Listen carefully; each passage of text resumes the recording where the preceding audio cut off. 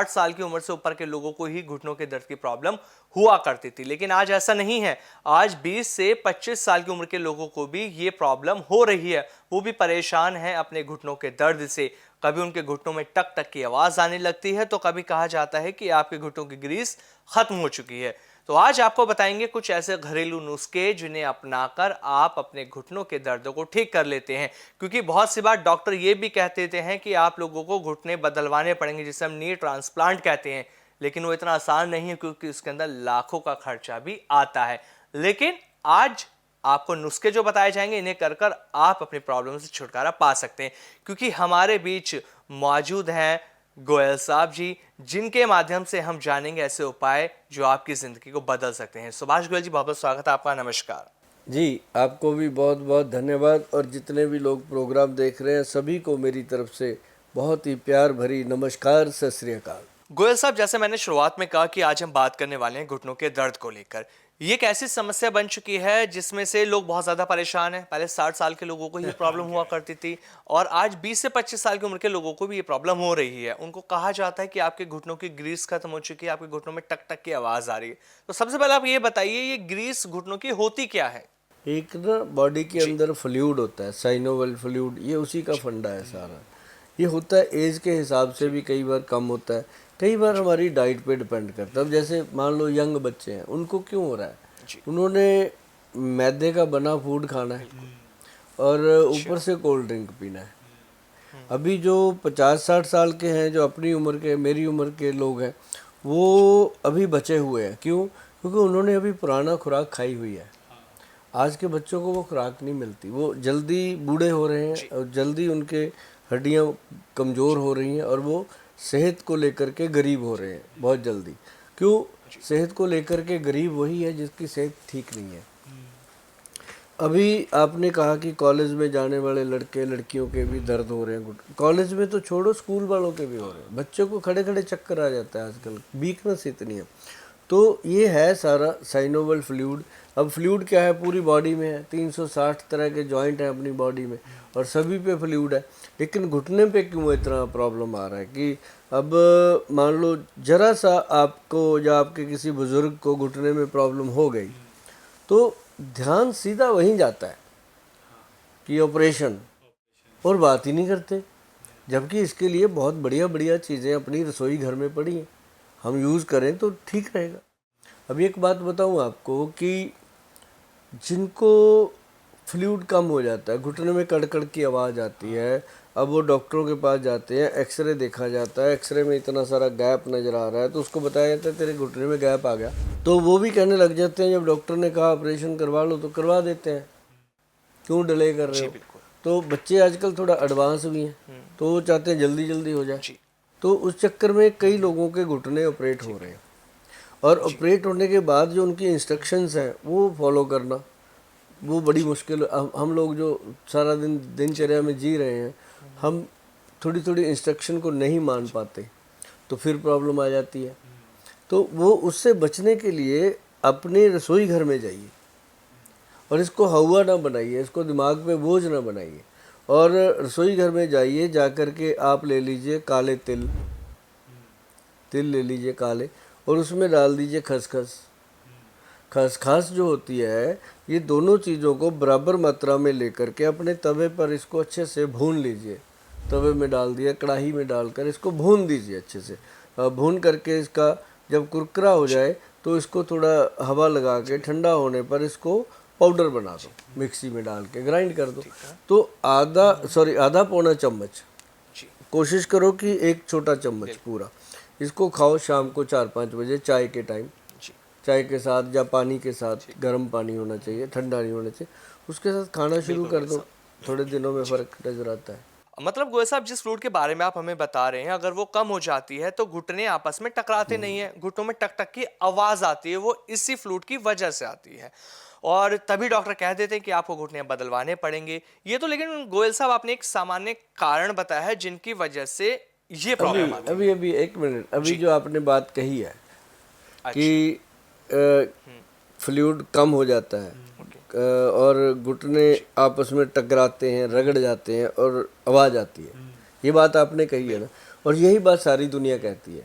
लेकिन मैं आपको इसका सत्य बताता हूँ, क्योंकि मैं जो हूँ या मेरे जो डॉक्टर हैं मेरे साथ जो टीम है, हम देखते हैं हमारे पास 250 से ज़्यादा डेली घुटनों का पेशेंट है जो दवा लेके जाता है। तो लेकिन हम उनको देख करके जब देखते हैं सभी की कंडीशन, मेरे ख्याल से दिन में सैकड़ों एक्सरे तो मैं देख लेता हूँ। हर एक बंदा इतने इतने एक्सरे लेके घूम रहा है, ये भी देखो। फिर पेशेंट को सेटिस्फेक्शन तब होती है जब डॉक्टर उसका सारा देख लेता है, एक्सरे 12 के 12 दिखाता है, हर महीने का ये कराया वो कराया।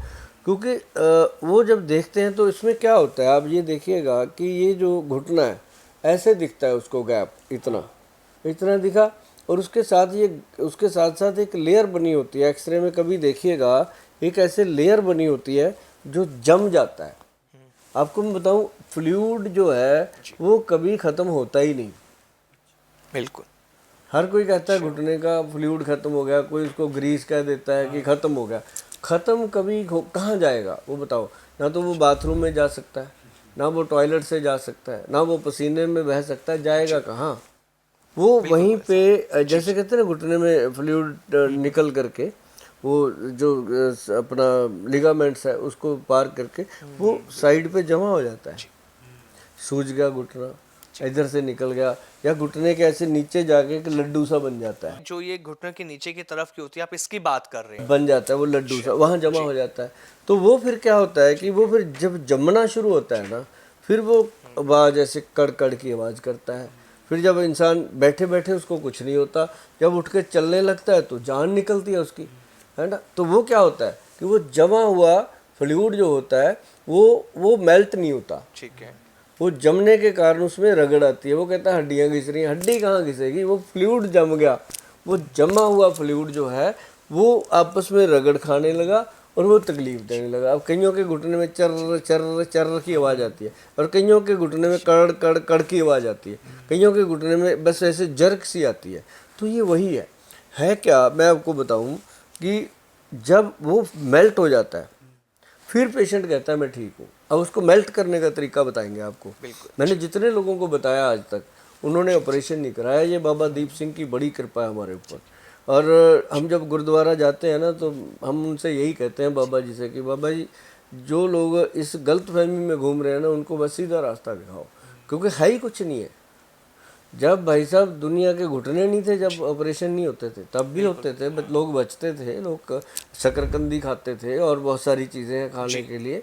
तो मैं बताऊंगा अभी धीरे धीरे आपको, क्योंकि घुटने के ऊपर तो हम इतना काम कर रहे हैं कि डेली 200 पेशेंट को देखना मजाक नहीं होता।